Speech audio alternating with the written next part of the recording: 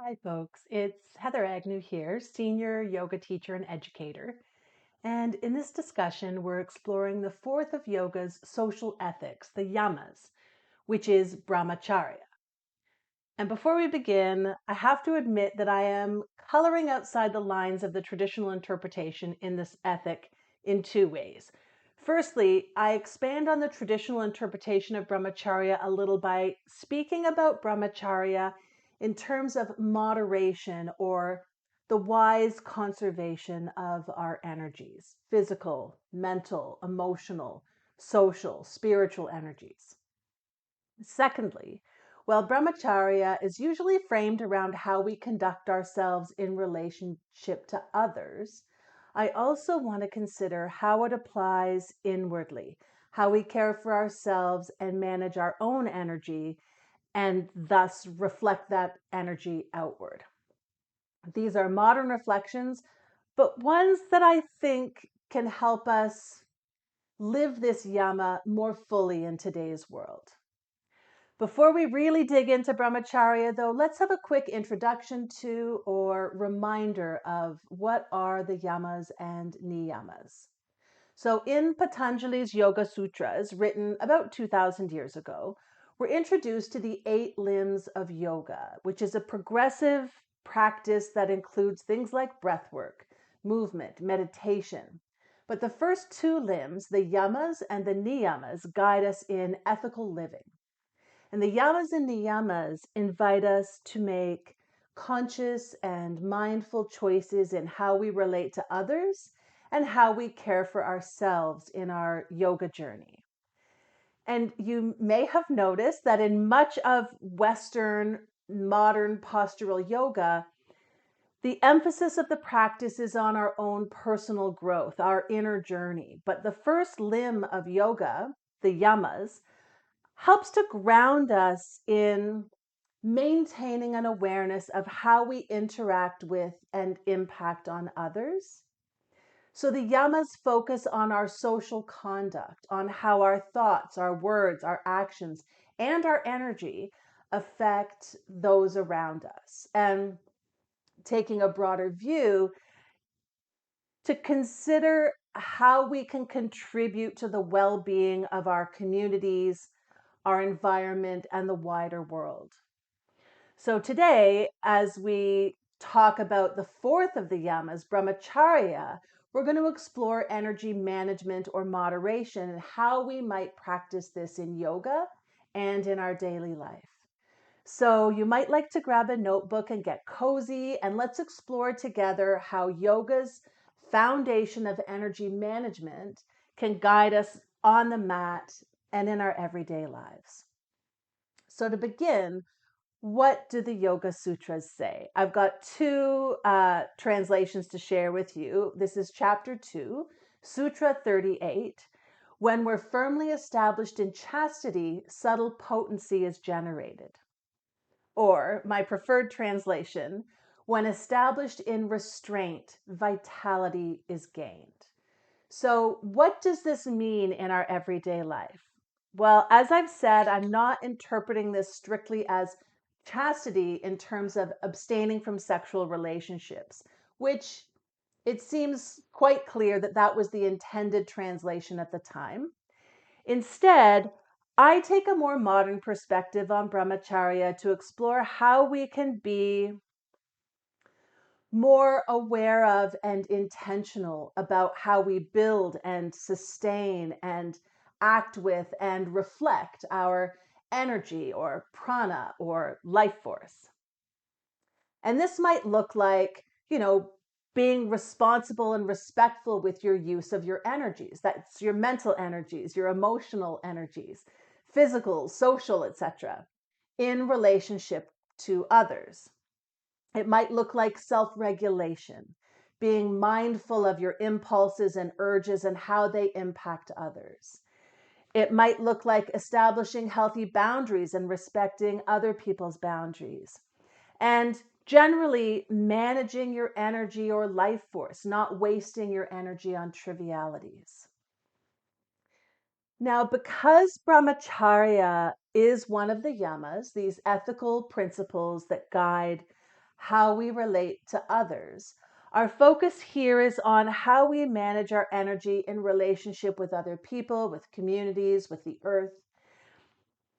But at the same time, our ability to meet others with compassion and with mindfulness does depend on how well we care for and regulate our own energy first.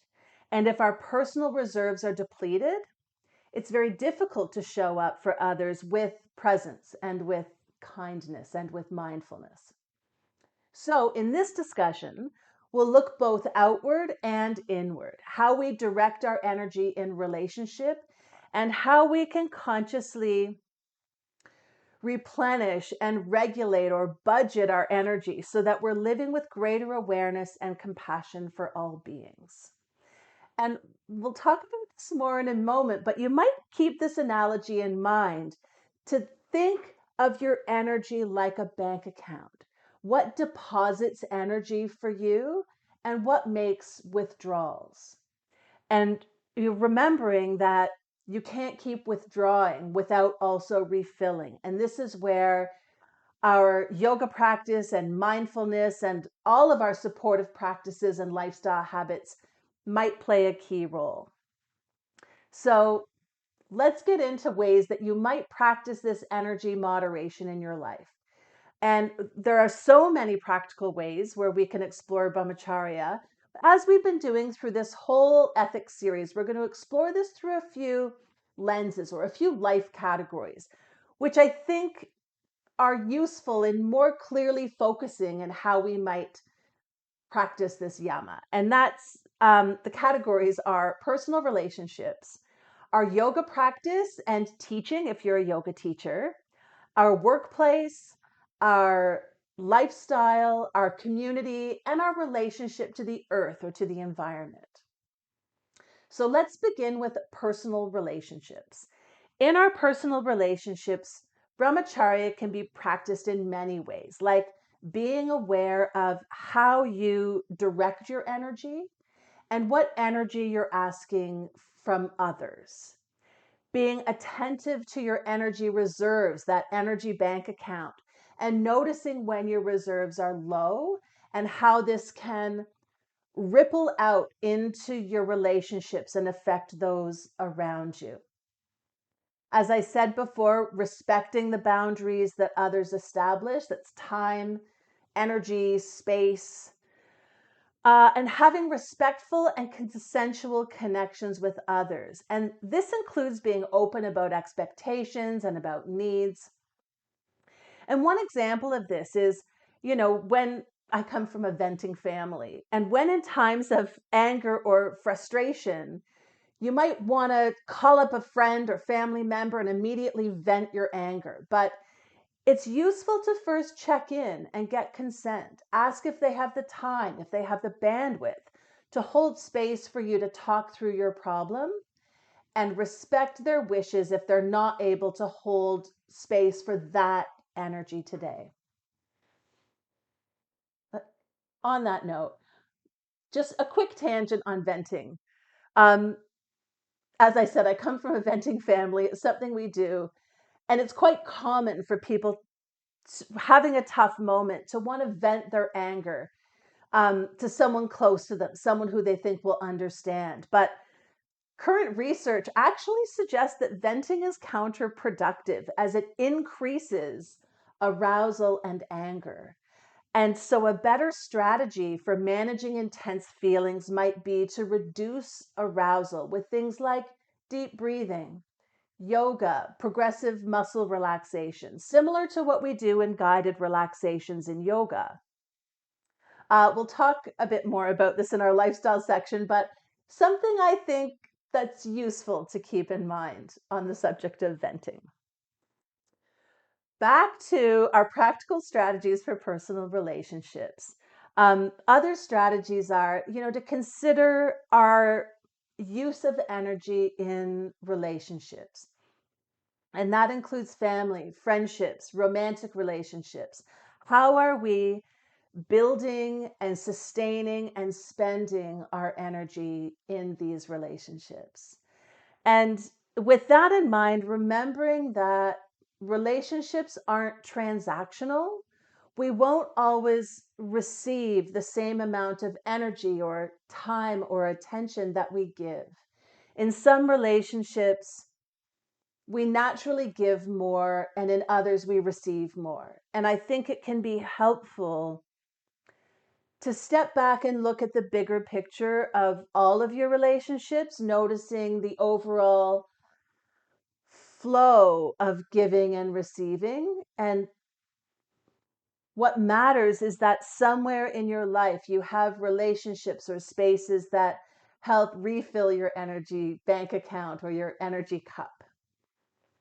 So, those are some ideas on how you might explore Brahmacharya in your personal relationships. If some of those sound like something that you already practice, or you used to practice, or you'd like to practice, maybe take a pause and jot some ideas down. For now, we'll move on to talk about how we might practice Brahmacharya in our own yoga practice, and if you're a teacher, in your teaching. So, firstly, in your practice, being aware of how you use your energy on the mat and how it might impact others. Being respectful of the boundaries established by the studio, the teacher, and fellow participants. And this includes respecting the time of the teacher and fellow students before and after class. And being mindful of the capacity and scope of practice of your teacher. And that might include things like not asking for health or medical advice, or asking for more than your teacher's able to offer in the context of a yoga class. If you are a teacher, Brahmacharya is practiced by maintaining integrity in your relationship with your students. You're in a position of influence, and this demands the highest of ethical standards. Being accountable for your actions and modeling self-regulation or self-containment. Avoiding unprofessional interactions with students in or out of class. This, of course, includes not having romantic or sexual relationships with students. And I think in terms of like our emotional energy, sticking with our scope of practice and maintaining compassionate and professional boundaries with students. Our mental energies, ensuring you have scheduled enough time and space for your admin, your class development, your finances, your non-yoga activities, and rest, of course, so that you're able to give your best when you're teaching. And physically, being aware of how much physical energy you're using for each class. And that might include considering not using full demos in every class or for every pose, and rather using cueing, gestures, semi-demos. When we overuse our physical energy as teachers, this can have a few impacts. In class, it can reduce our ability to view and be attentive to our students' needs. Over time, it can lead to overuse injuries or burnout. And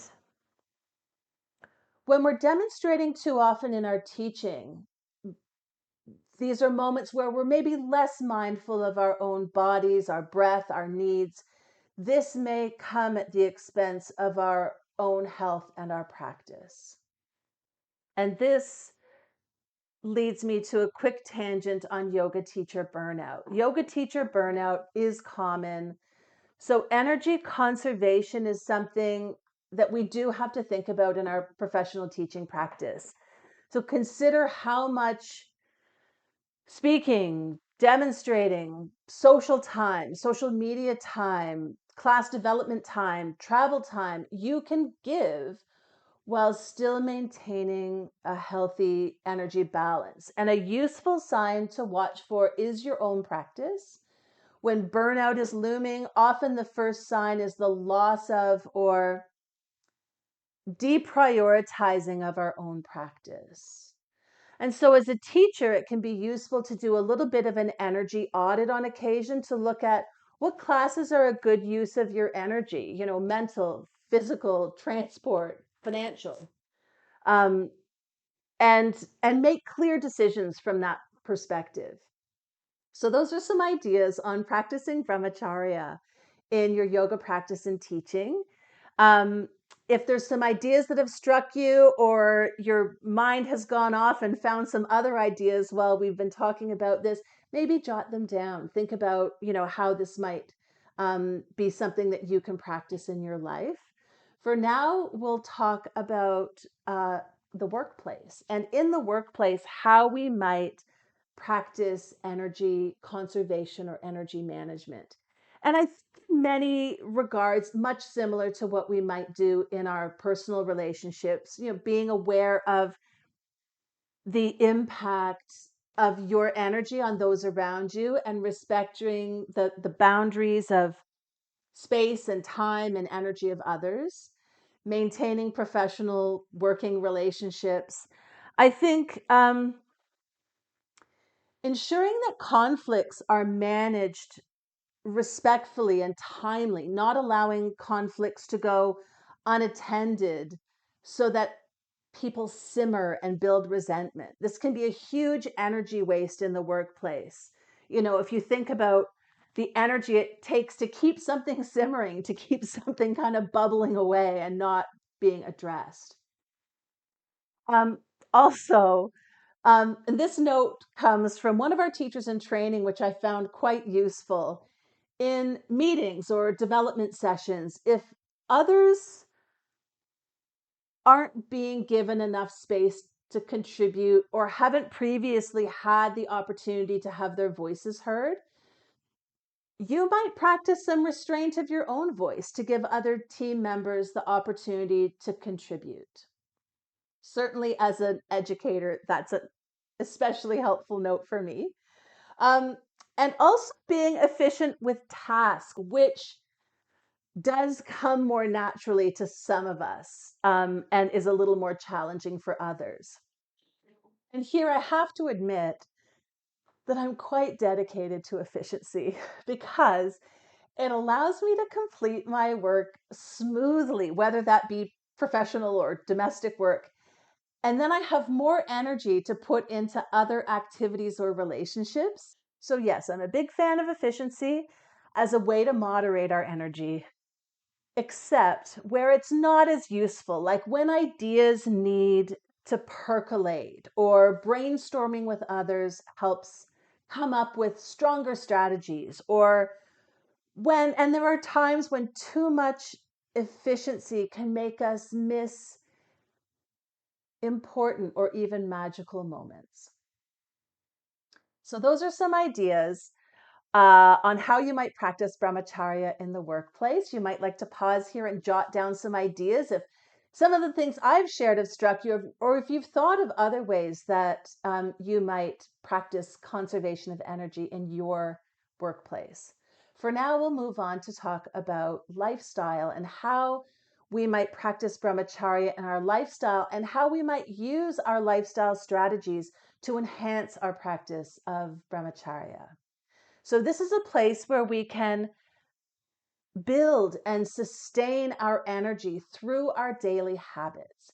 And this might include nutrition, sleep and rest habits, movement habits, time in nature, of course, yoga, meditation, breath work.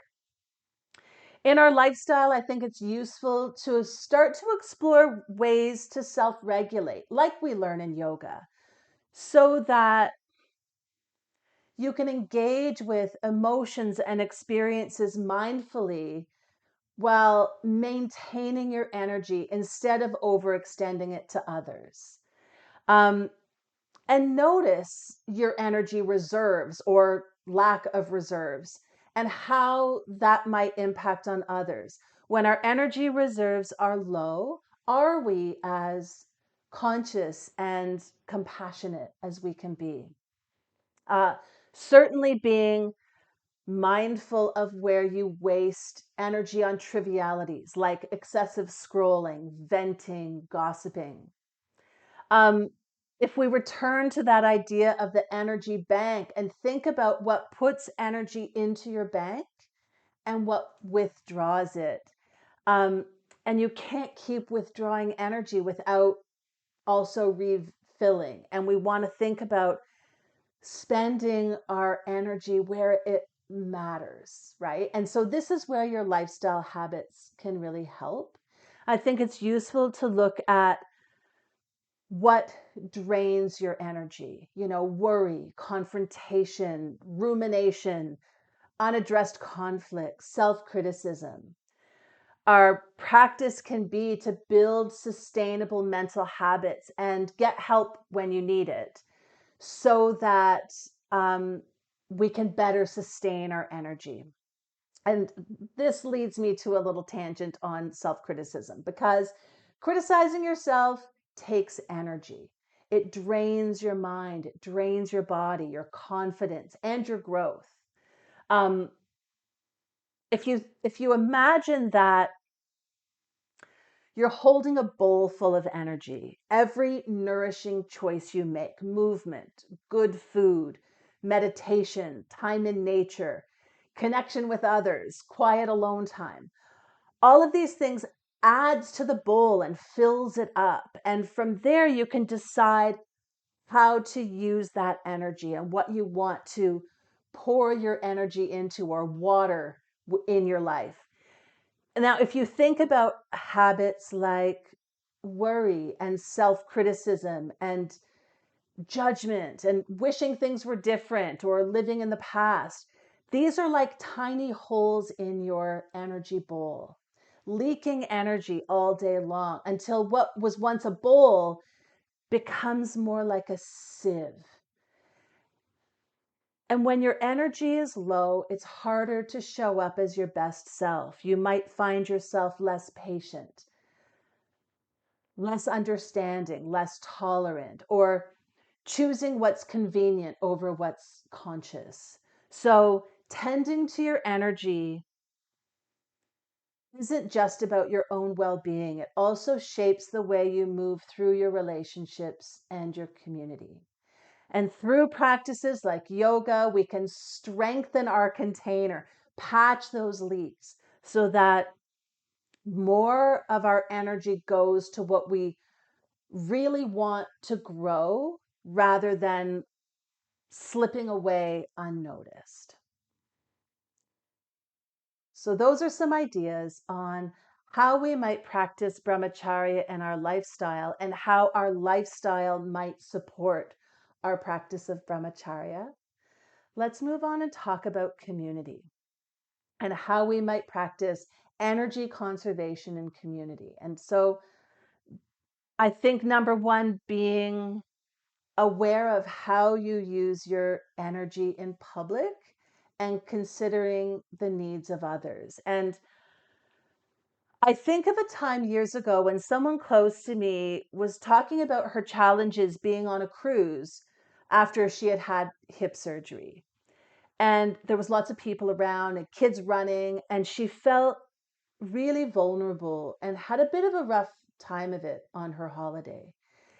And at the time, I didn't really understand.